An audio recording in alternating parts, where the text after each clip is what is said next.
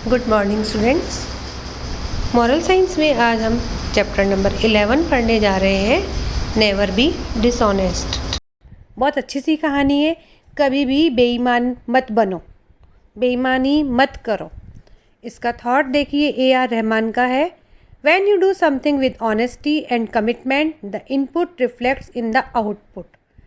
बच्चों, ये तो आप भी खुद फील करते होंगे कि अगर आप सच्चे हो और आपने ऑनेस्टली वो काम किया है तो आपके वो एक्सप्रेशन से, आपकी फिज़िकली अपीयरेंस से पता चल जाता है कि आप सच बोल रहे हो।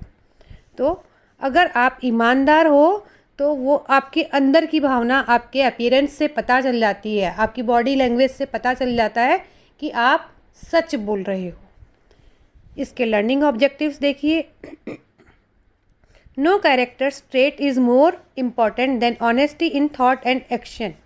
किसी भी इंसान की विचारों में और उसकी एक्शंस में, उसके काम में ऑनेस्टी होने से बढ़कर और कोई उसकी विशेषता नहीं हो सकती। यानी सबसे बड़ी विशेषता किसे बताए? ईमानदारी। ईमानदारी हर फील्ड में होनी चाहिए, हर फील्ड में, छोटे से लेकर बड़े तक, बुज़ुर्गों तक। हमारे लाइफ में बहुत सारे ऐसे फील्ड्स आते हैं, हमारे बहुत सारे ऐसे स्टेप्स आते हैं, तो हमें हर फील्ड में अपने आप को ऑनेस्ट बना के रखना है। The path of honesty might appear difficult but it eventually page rich dividends. कि ईमानदारी का रास्ता ज़रूर शुरू में कठिन लगता है, लेकिन उसका जो रिज़ल्ट होता है वो बहुत ही अच्छा होता है। Dishonesty might at first appear lucrative but the eventual losses are huge।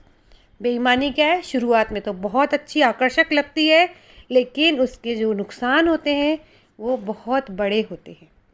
N honest person always prefers larger welfare to momentary personal gains. एक ईमानदार इंसान छोटे से अपने फ़ायदे को की बजाय अपना ज़्यादा बड़ा फ़ायदा सोचता है। कैसे?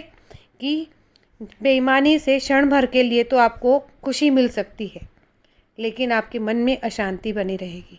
और अगर आप ईमानदार हैं तो आपका मन हमेशा शांत रहेगा और वो आपको बड़ा फ़ायदा देगा।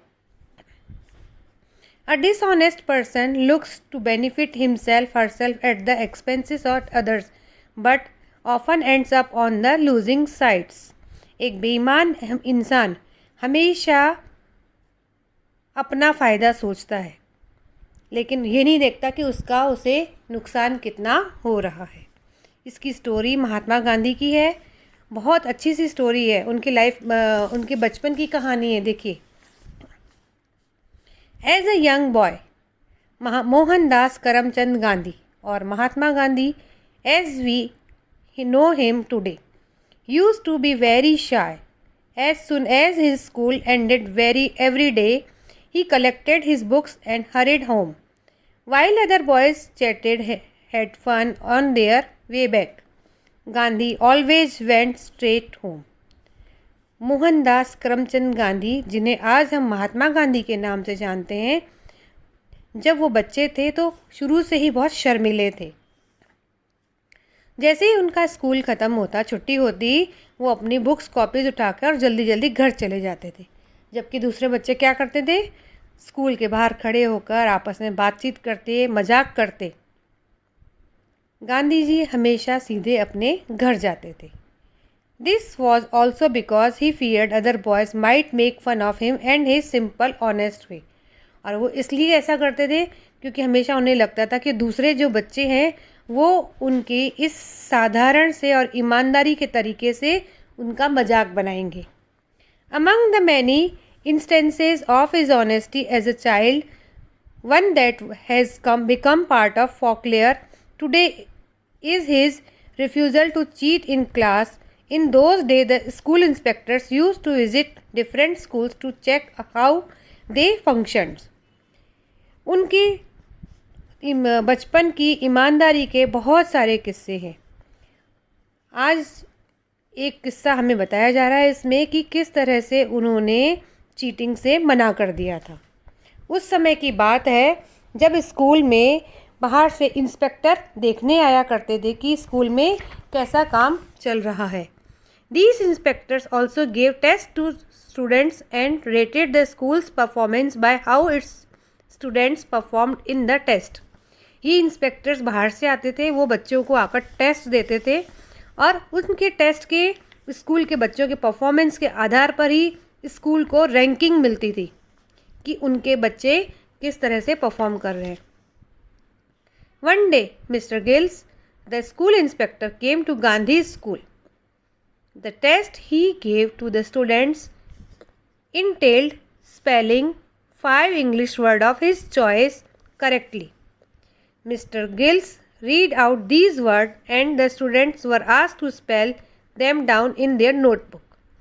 एक दिन मिस्टर गिल्स जो स्कूल के इंस्पेक्टर थे वे गांधी जी के स्कूल में आए. उन्होंने बच्चों को 5 इंग्लिश की स्पेलिंग लिखने के लिए कहा.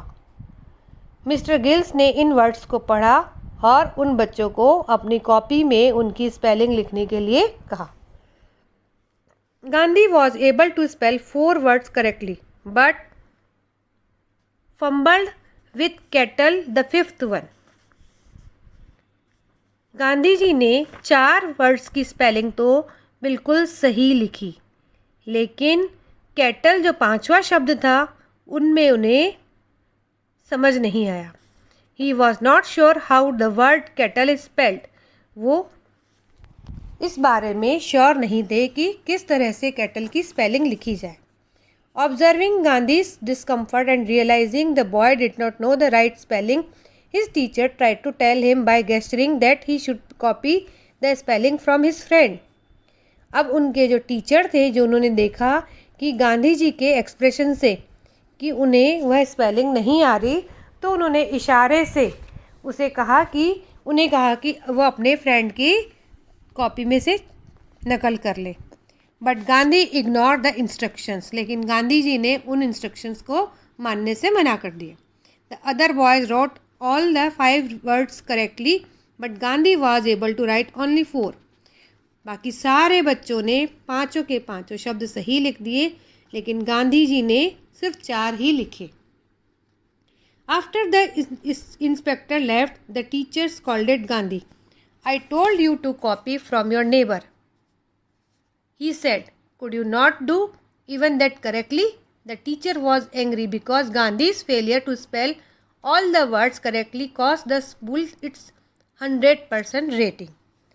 जब इस इंस्पेक्टर गए तो टीचर जी ने गांधी जी को डांटा कि मैंने तुम्हें अपने पास वाले बच्चे से कॉपी करने के लिए कहा था, क्या तुम उसे सही नहीं कर सकते थे?